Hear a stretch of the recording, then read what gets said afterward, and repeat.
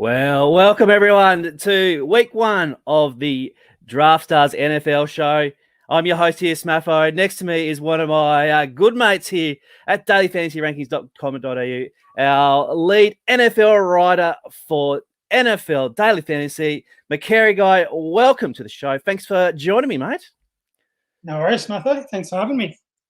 Now, having the opportunity to talk Draftstars NFL was one that I've been harvesting for a very, very long time. I saw the calendar thing, and I love to do some more streaming work. And obviously, to have you on board this year is a bit of a treat for myself because your DFS player has been off the show here on Draftstars this year. So for the moment, I said, mate, do you want to join and talk about NFL? And you jumped at the chance. Loving that you're doing so. But, mate, before we go on, also, we need to go a little bit, get to know you in terms of your NFL credentials, mate. So, mate, first question I have to ask you, who do you follow and what are you looking forward to this year in Draftstars?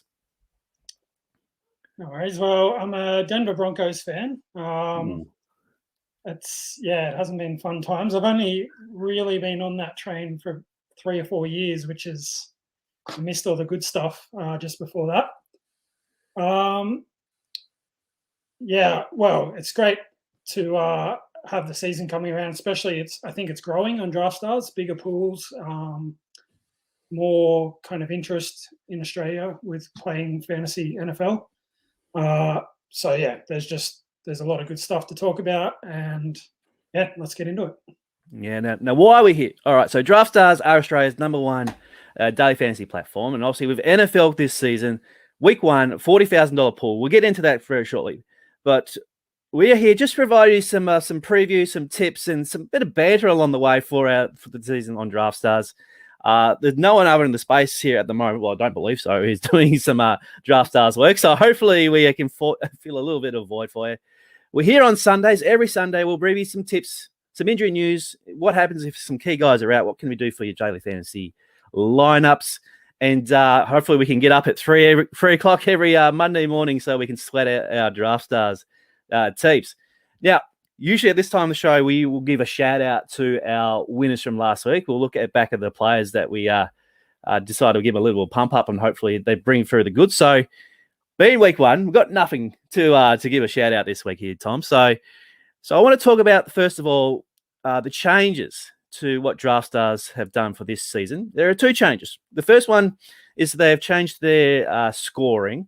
There's not too much of a difference, but what they've done now is bonuses for 100-plus yards for receiving, 100-plus for rushing, and a bonus if your quarterback goes 300-plus. You get 3 points for over those bonuses. So if you have your quarterback and your wide receiver going off one day, that's your bonus 6 points that you usually get on your Draftstars lineup. So, look, you guys, you want to be obviously targeting players that simply go off. That's the whole idea of fantasy. But Draftstars are now rewarding those particular players with bonuses. But the one I want to get to ask you about, Tom, is the positional changes this season. So traditionally, Draftstars had 2 flex positions and only 2 wide receivers. But this season now you have 3 wide receivers and just the 1 flex position. So when you're building your daily fantasy lineups on Draftstars, what are you looking for with these changes, mate? Well, we saw with the scoring changes already from the opening game of the season, the Bucs and the Cowboys, that if you get a game with a lot of passing, kind of a shootout game like we saw, you can get a lot of players in the game going off. So it really helps your stacks get a higher ceiling. And I think in general, just the better players are more likely to hit that bonus more often. So just makes it a bit easier to pay up for the best players. Positionals, like the change to just 1 flex, I don't think that's going to make a lot of difference because I think you always wanted to play at least kind of 3 wide receivers in your lineup anyway. Not much difference there for me. I think the one difference that it could work out is, and something you might have to get into a habit too, is players swap on Draftstars. Obviously, it's there for guys who get injured pre-snap, all right, where you can just get into your lineups and take your player out, right? Get into a habit where in your flex position, roster your most expensive player that's playing late games, all right? So say if you had 3 running backs and your third running back is in the late games, put him in the flex position, all right? Same for your wide receivers. If you got, say, Tyreek Hill, all right, playing for Chiefs in the late games, put him in your flex position if you got another 3 wide receivers, because you want more salaries to change out just in case, A, your players are out, first of all, or B, if you're looking at a bit of a strategy, if you're a little bit behind, you know that most people are going to have an expensive, chalky player in the last games. You might want to, I might just take him out and see if I can get back over the leaderboard. It's probably good for if you got single or a couple injuries, but say if you got 100 injuries, I wouldn't recommend it, taking them all out just in case you've got some good ones. But just when you build your lineups, just a little tip, just put your most expensive player that you have left over in your flex positions just in case. Okay. I don't think you'll be able to do that last year when you had the 2 flex positions, but yeah, just in case. All right. Yeah, that's my tip of the week. Hopefully I'll have another one next week for you after the first round of games. All right. Let's get stuck into some NFL daily fantasy. So, reason why we're here, a $40,000 Draftstars pool, $3,915 first prize, Monday, 3 a.m. Australian Eastern Standard Time. Kickoff, entry fee is $15. We also have the mini and the micro back. And obviously, I'm not sure last year, Tom, was there the high roller kicking about last year? I don't think so from memory, but No. I wasn't playing at those stakes last year, so don't take my word for it. Oh, well, you never know. We might see a couple of Macquarie guys in the high roller. You never know. All right, so let's have a look at the slate. So there are 13 games, 9 early, 4 in the late window. There is the what we call the betting board for this. There's something you have to take quite good preparation to look at this. So obviously, most games here are under a touchdown, and looking at this, most games are under 50 points. So this is going to be a bit of a hard slog to start with here, Tom. It is, yeah. We've got 2 games that are pretty clearly the highest totals. The Titans and the Cardinals is one, and the Chiefs and the Browns. Yeah, they'll be very popular games. People will be using players from those games a lot, and it's slim pickings otherwise. But there's plenty of games there just below that 50-point total where you'll find enough good plays and enough potential for the game to end up having a lot of points in it. So yeah, just stay away from really low ones. Really low ones, yeah. So obviously, if you were a betting man though, and obviously you do like a bit of a punt, is there anyone particular one that you have a get the gamble responsibly funds into? Well, I'm big on the Dolphins this year. Might be a little biased in that because my best mate is a Dolphins fan, but I think it's a good team, well coached and good defense. I think they're a good chance this week. I think they're paying about $2.50 at the moment. That's kind of my favorite bet at the moment. In terms of fantasy, I think the Panthers Jets game could be a sneaky, not a very popular game. There's a lot of uncertainty about both teams, new coaching staffs, new quarterbacks, everything. So that's kind of a game I'm interested in trying to get on before everyone else does.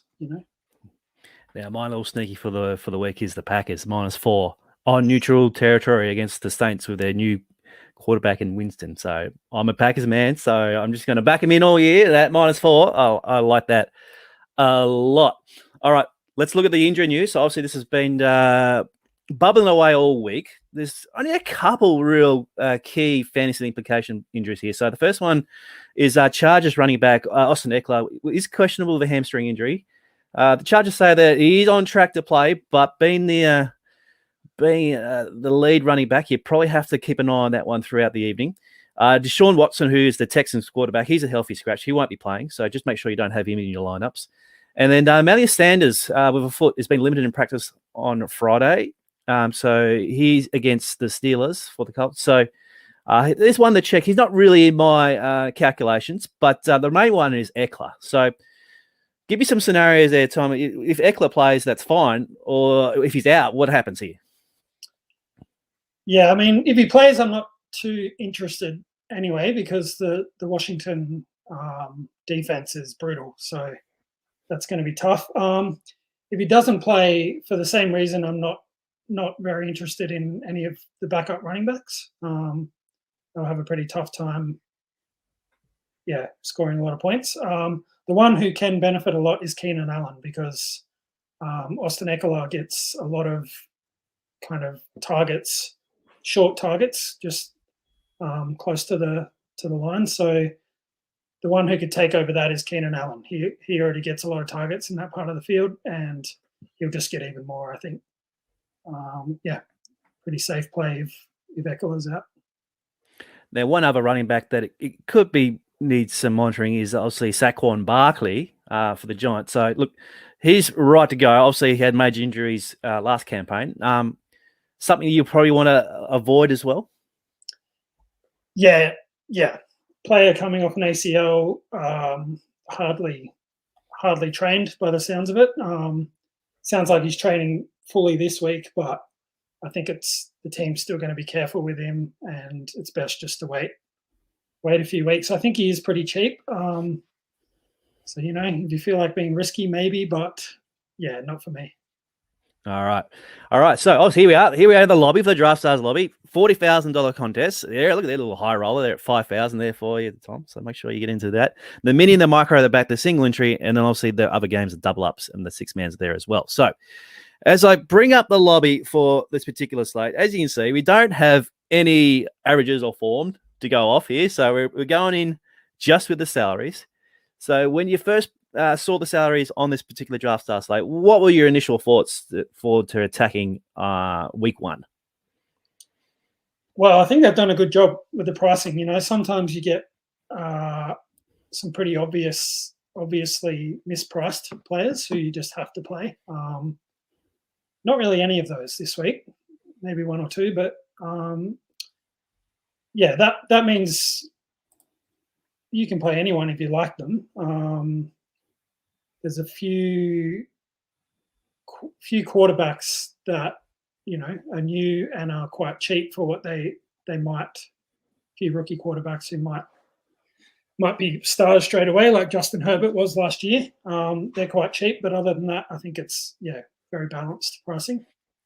Yeah, usually we get a situation where we can go, okay, stars and scrubs. We'll play all the guys who went off in preseason, and we'll just jam in all the stars at the same time.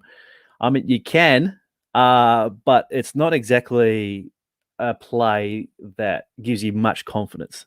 Okay, we can still play. We can still play as you want to play, but you have to make some decisions in terms of I don't have 3 or 4 value guys that are just going to get targets or going to get runs. It's just not as many. All right, so we'll still highlight these guys as we go through, and as always, we'll go through position by position, and we'll start this week at quarterback.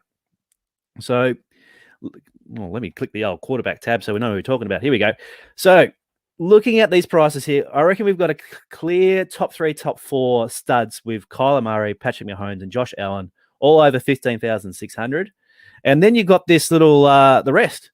Okay, so the rest is here around there from the 12 to around 11K, which means you've got to make a decision straight away. Like, do I just play one of the studs, or do we try and find around a $4,000 or $5,000 saving by playing the rooks or the guys who have been just a little bit underpriced?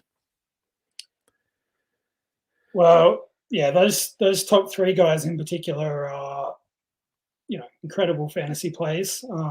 They all run the ball quite a lot. Like the team designs plays around wanting them to run, wanting them to run in touchdowns themselves.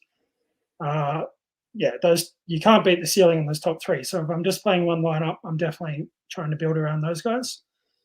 There's plenty of other good plays there, but 2 that I'm really interested in that I just mentioned before is Trevor Lawrence and Zach Wilson. number 1 and number 2 draft pick from last season.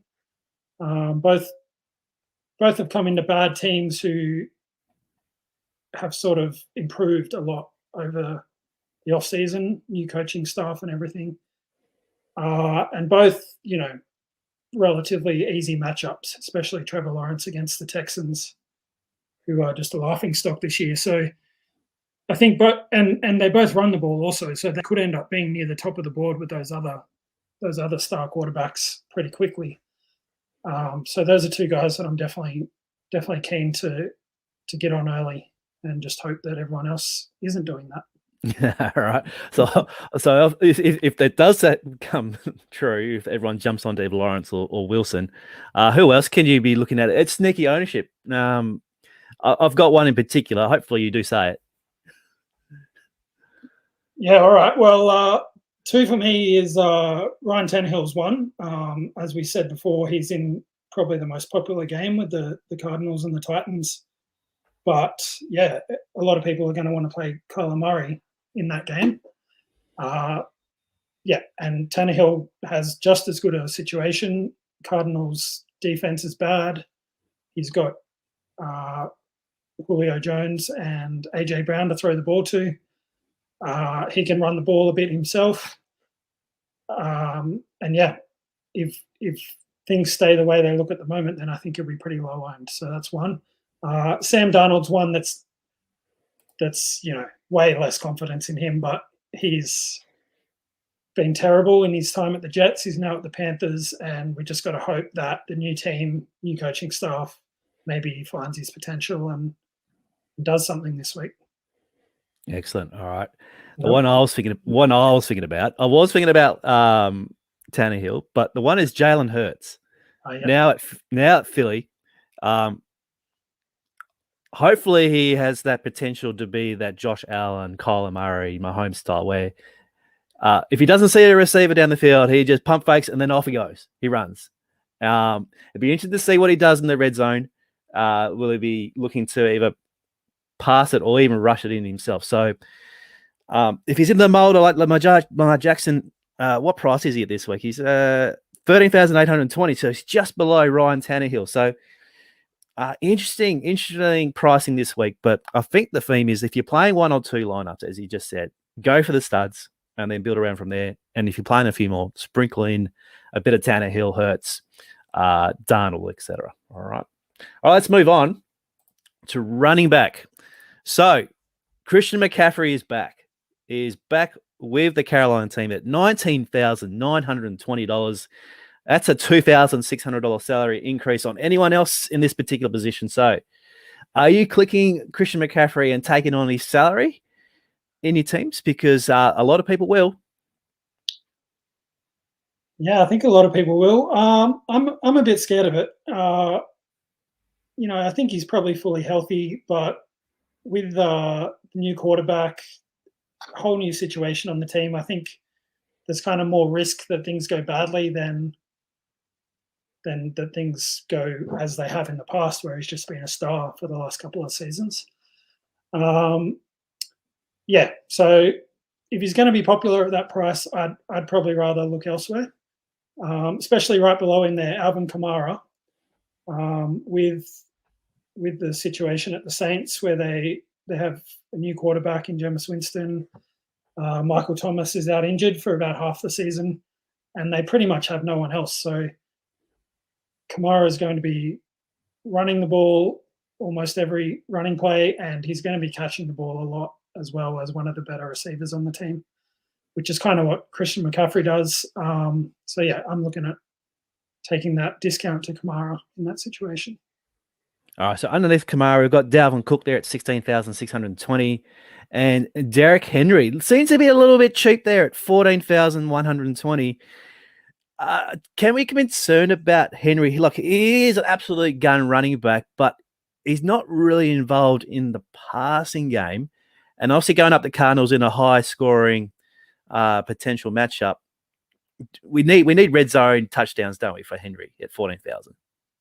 Yeah, definitely. I mean, he can score a 100-yard touchdown in any game. We can never predict that, but we need him to score touchdowns. And I mean, in a high total game, I expect him to score some touchdowns. They're not going to get everything going through the receivers, through Brown and Jones. I do think he's a bit too cheap. Like, I know he's got a reputation for being his best in December, but yeah, that's too cheap for me, even at the start of the season. All right, let's scroll down the page here. So into our $12,000 bracket, Najee Harris has been getting some buzz for the Steelers. Nick Chubb there's at $12,710. Joe Mixon for the Bengals at $12,560. Out of those three, is there anything that sparks your eye there? Yeah, well, I think Harris will be popular as a rookie. Few question marks over the Steelers in general and their offensive line. Nick Chubb sharing the role with Kareem Hunt, that worries me a bit.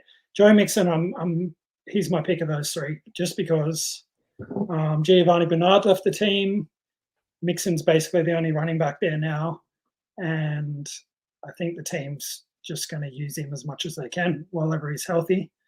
Kind of not the hardest matchup in the world against the Vikings. Like, they're underdogs, but an upset wouldn't be shocking. So definitely interested in Mixon. All right. Also, if you're going to try and spend down in our second spot, what are we looking at here in terms of value? Let me scroll down. Let me find some for you. What are you looking? Well, this one, Mike Davis is the one that I've had my eye on. Kind of trying to talk myself out of him, but I just can't do it. He's got the lead running back role at the Falcons. He had that job at the Panthers last year when McCaffrey was injured, and he did really good things there until he kind of got injured a little bit later in the season. New coach at the Falcons, Arthur Smith, who kind of coordinated the Titans and their amazing running game the last few years. And he's a pretty good pass catcher. So I think there's plenty there to like about Mike Davis at that price. All right, let's go even cheaper. Anything underneath 10K that catches your eye here? Because as I said, there's not many whiz-bang plug-em-in plays here for the running backs. But do you have a couple for me? Yeah, there's no minimum price, guys, but a couple of rookies, Trey Sermon, Javonte Williams, they're both kind of sharing the role with teammates, but both really highly rated prospects and both in easy matchups. Like Trey Sermon and the 49ers, pretty much the easiest matchup of the weekend with the Detroit Lions. Javonte Williams, he's kind of sharing the role with Melvin Gordon, but yeah, I think he'll overtake Gordon pretty quickly, and the Giants are not a good team. So looking at both of those. All right, let's move on. Wide receiver. So obviously we've got three positions to fill this year instead of just the two. Now, obviously you need to pair you don't have to, but it's very advisable to stack your quarterback with your gun wide receiver. And if you want to get a little bit fancy, you can always bring it back, as I said, with the opposition's wide receiver if that particular game gets into a bit of a shootout. So we talk about obviously Mahomes and Kyler Murray and things like that. Their gun wide receivers has also been priced up there. So we start there. Stephon Diggs at $16,640. Devonta Adams, Calvin Ridley, DeAndre Hopkins, Tyreek Hill, all command salaries over $15,000. So before we talk about value plays, because we need to find some, we need to find one gun, all right, possibly two. So who are you looking at straight away out of the premium lot? Yeah, I wrote up Tyreek Hill in my article, but that's a bit too obvious. The Chiefs have been kind of the best team going for a couple of years, and Hill's a big part of that. The one I think might be a little bit sneaky is DeAndre Hopkins. He was really good in his first year with the Cardinals last year, but I think it's going to another level this year. Kyler Murray will just keep developing. Their connection will keep developing. And yeah, as we've said a few times, that's the game to kind of target. So yeah, pair him with Murray or kind of run it back against Tannehill, whatever you want to do. But I think that's a great play. All right, let's talk about the cheaper quarterbacks that we talked about, and also we talked about Trevor Lawrence for the Jags. So let me just bring up the Jaguars options, and we've got here Laviska Shenault Jr. at $2,710, DJ Chark Jr. at 9,940. And Marvin Jones Jr. So all the juniors, the junior triple threat there is at 9,820. So if you've got to have Trevor in your team, could you possibly go two of these guys, or you just say, hey, well, we'll settle down. Just try and pick one. Oh yeah, definitely you can go two. I don't think you have to. There's a few unknowns about that game, whether the Texans can keep it close enough for it to be a shootout kind of thing. But the thing about the Jaguars, like I have a lot of belief in Lawrence and the offense is going to benefit from that a lot. But we just don't know which one of these three guys is going to be his favorite target. Like we think it's Chenault, but it's pretty close. Which means, yeah, for me, Marvin Jones as the cheapest one is very interesting. Kind of a veteran, but he's pretty good. I think Lawrence could rely on a player like that early in the season. Chark's had some injury issues, but he's got a high ceiling. So I'm happy to play two of those three, or just one of those three, but any of them really. Okay. Let's have a look else. Now, obviously, there are some injury concerns out of Washington, which brings up another rookie that I want you to have a chat about. His name's Dyami Brown. Is that how you say it? Dyami Brown. Now, he's probably one of the cheapest guys here at 6,540 because obviously, Curtis Samuel's on injury reserve. Terry McLaughlin obviously gets majority of the targets there for the Washington football team, but he's pretty exy at 13,000. So, any flyers on Brown for that kind of third spot in your wide receiver? Yeah, I think so. I think McLaurin's pretty well priced actually, especially given that he's clearly the number one target now with Samuel out. But Dyami Brown, he's one that's got a lot of hype through the preseason. He slid a bit in the draft, I believe. I can't remember where he was picked, but Washington, have a much better quarterback this year in Ryan Fitzpatrick. Not a high total game, but at that price, it doesn't really matter if he somehow ends up being kind of the number two receiver on the team this week. Then he's way too cheap and could easily smash that price. Now, there's one I'll give you a sneaky for yourself here, Tom. I'm just trying to find, where are the Cardinals? Where are they? Here we are, Arizona. So you already touched on J. Hopkins there at 15,660. Rondale Moore is one of my sneakies this week at 7,710. I reckon this game gets a little bit out of hand. I think there'll be targets galore. Hopefully, they might shut down a little bit of Hopkins in the red zone. So my little man here, Rondale Moore at 7,710. He'll be like my third wide receiver from there. AJ Green's there as well at $6,000. Why are you shaking your head for? Why? Well, when you started this, I thought you were going to talk about AJ Green, and I was not happy about that. Rondale Moore sounds great. He could easily be the starting slot receiver for the Cardinals. Sounds like he's a good deep threat. So even if he doesn't get a lot of targets, he can kind of easily be the best play. Can't go wrong there. But like the rest of the rookies, it's a bit of an unknown what you're taking a shot on. There's some other rookies. Elijah Moore is one for the Jets, who is in a very similar position. There is it. Elijah Moore, 9,260 is there as well. But as we kind of highlighting throughout the show so far, there's not many of these guys that we're sticking out like a sore thumb. So you might just have to play around those 11,000, 10,000, 9,000 types just to build your lineup out. All right. Any other wide receivers before we move on?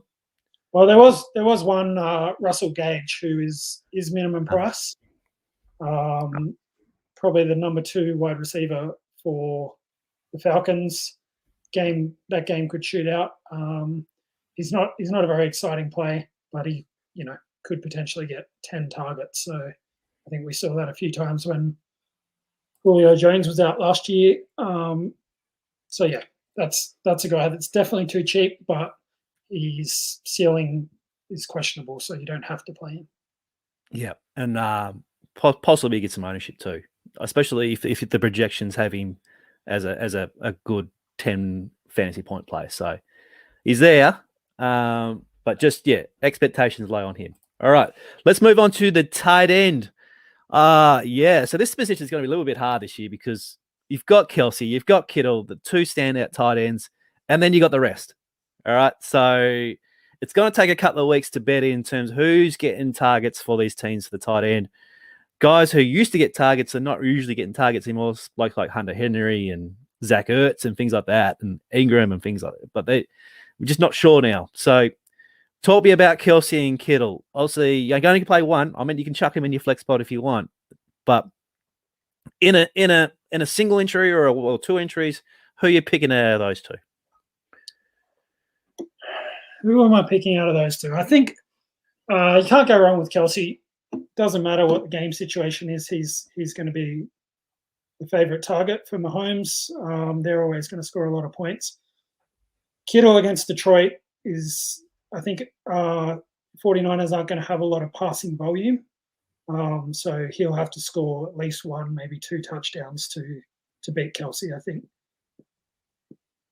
All right, so you're leaning on Travis, aren't you? It's close. 15,000. Yeah. 15,000 though. That's a lot of money for a tight end position. All right, tell me about the guy just underneath TJ Hawkinson, which is Kyle Pitts at 9,290, getting the start for the Falcons. Seems to be a bit of buzz around this guy. Huge buzz, yeah. So another rookie. I think he's taken pick 4, which is massive for a tight end. Talked up as kind of the best tight end prospect sort of since Kelsey or even before. Plays he has a lot of wide receiver traits, I believe, quite quick and agile, even though he's the size of a tight end. He might get around. Like generally, tight ends take a few years to kind of break out. But given that he's kind of the number 2 target on the Falcons team, he could easily break out straight away. And at that price, I think it's worth taking a shot at that. Yeah, I'm just scrolling down here just in case we find any nuggets of gold, but no, I don't think. Oh, Jared Cook at 6,000. I don't know. Yeah, let's give it a couple of weeks. Let's just stay to the tried and tested guys so far. I do like Pitts to start with. I think I can take that $6,000 discount, and then hopefully Kelsey doesn't pop for 40, and then but we'll soon find out. All right, let's move on to defense and special teams. I think there's a theme this year. We're going to just target Texans opposition, aren't we? So this week's Texans opposition is the Jaguars.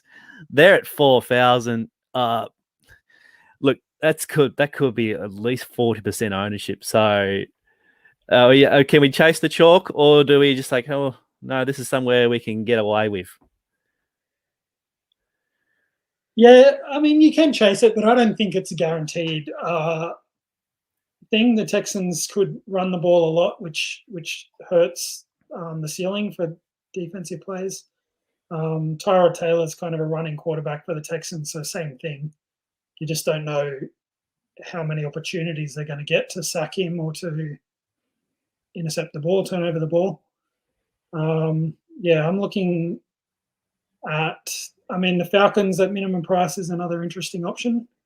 We mentioned Jalen Hurts before, but his passing game is kind of still questionable. We only saw like 3 or 4 games last year, and he wasn't great. So that's a team, if the Falcons can get on top, they could take advantage of Hurts struggling.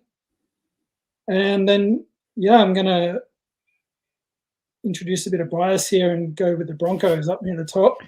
Yeah. Our strength is, clearly our defense. I think we added a couple of high draft picks, which are touted to sort of go off straight away in the secondary. A couple of star pass rushers and going up against Daniel Jones, who is just a turnover machine. Yes. I think his career might end this year, and we're going to do a pretty good job of starting that off this week. So that'll be the defense that I'm willing to pay up for. All right. So in summary, not enough value players to go the stars and scrubs, but just enough to get your stacks in. play it safe this week, you reckon? Yeah, I mean, you don't have to play it safe, but yeah, kind of looking at a more balanced build is what we're looking at. Now we're up to the favorite part of the show, and it's only the first show. I've got a stinger here.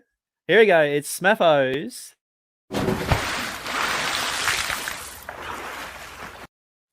Now that's just my holiday house here in Tasmania. There's just a couple of guys there partying by the pool. It's time for Smatho's party pool, the player pool.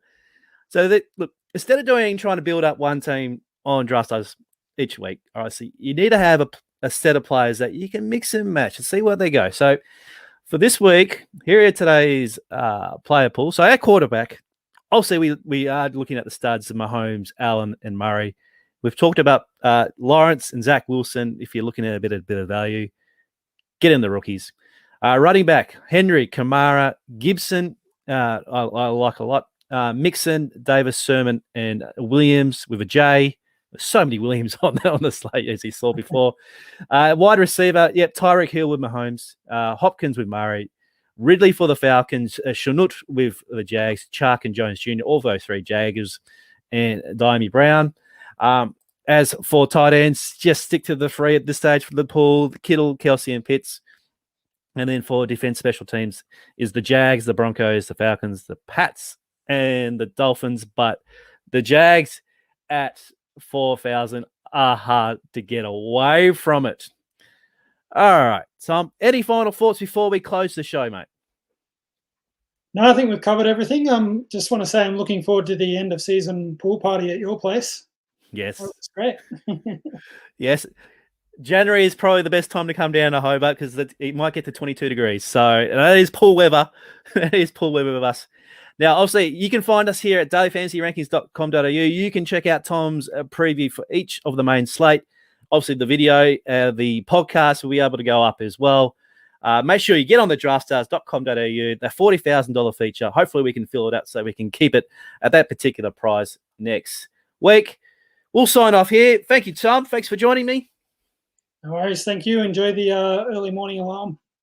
Yes. Get a red zone. 3 a.m. Looking forward to it. All right. Good luck in your Draft Stars teams, and we'll see you next Sunday for week 2. See you then.